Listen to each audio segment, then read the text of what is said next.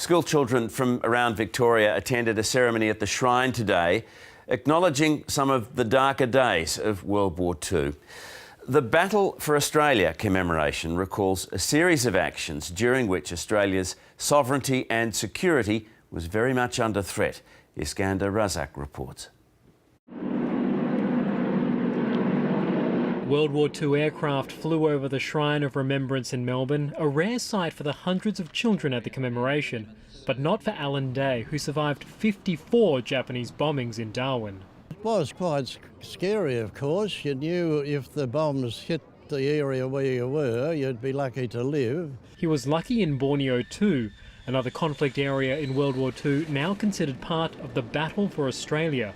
At the time, Australia was fighting for its survival, and the grim scenario was that the nation could only defend south of what had been declared the Brisbane Line. They were virtually surrendering the northern third of Australia to the Japanese. That's how serious the threat was as far as we were concerned. Everybody thought that the Japanese were going to land, and they could have taken over Australia very quickly.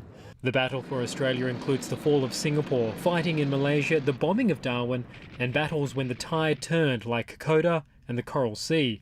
But the government shrouded the campaign in secrecy. They didn't want to alarm the people in the south. But now the war stories are taught to school children.